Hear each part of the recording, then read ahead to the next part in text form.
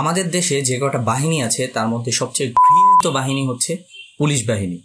না, এটা আমার কোনো কথা নয়, এটা হচ্ছে সাধারণ মানুষের মনের কথা। পুলিশ নিচে নামতে নামতে এতটা নিচে নামছে যে আজ তারা তাদের মনুষ্যত্ব যেটা আছে সেটাই হারায় ফেলছে। না, এখানে আমি সবাইকে ইন্ডিকেট করতেছি না, কারণ প্রতিটা ক্ষেত্রেই কিছু পজিটিভ পিপল থাকে, কিছু নেগেটিভ পিপল থাকে।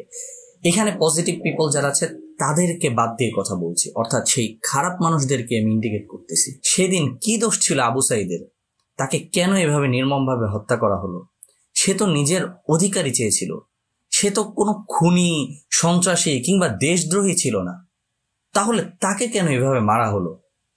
অথচ পুলিশকে তো কখনো দেখিনি প্রকাশ্যে এরকম কোনো খুনি, কোনো সন্ত্রাসী, কোনো দেশদ্রোহীকে মারতে। তাহলে সাধারণ শিক্ষার্থীর উপর হাত তোলার সাহস পুলিশ কোথা থেকে পায়? আবু সাঈদ তিনি যেন এ প্রজন্মের শামসুজ্জোহা। 1969 সালে আইয়ুব বিরোধী আন্দোলনের সময় ছাত্রদের বাঁচাতে গিয়ে পাকিস্তানি সেনাবাহিনীর হাতে নিহত হন শহীদ শামসুজ্জোহা। তাকেই বলা হয় বাংলাদেশের প্রথম শহীদ বুদ্ধিজীবী। কি আশ্চর্য, মৃত্যুর কিছুদিন আগেও ফেসবুকে সেই শহীদ শামসুজ্জোহাকেই স্মরণ করেছিলেন আজকের শামসুজ্জোহা শহীদ আবু সাঈদ। মৃত্যুর একদিন আগে শিক্ষক সভায় শহীদ শামসুজ্জোহা বলেছিলেন, আজ আমি ছাত্রদের রক্তে রঞ্জিত, এরপর কোনো গুলি হলে তা ছাত্রকে না লেগে যেন আমার গায়ে লাগে। ঠিক আবু সাঈদও মৃত্যুর একদিন আগে শহীদ শামসুজ্জাহানের বলা সেই কথাটি ফেসবুকে পোস্ট করে লিখেন, স্যার এই মুহূর্তে আপনাকে ভীষণ দরকার স্যার। আপনার সমসাময়িক সময় যারা ছিল সবাই তো মরে গেছে, কিন্তু আপনি মরেও অমর। আপনার সমাধি আমাদের প্রেরণা, আপনার চেতনায় আমরা উদ্ভাসিত।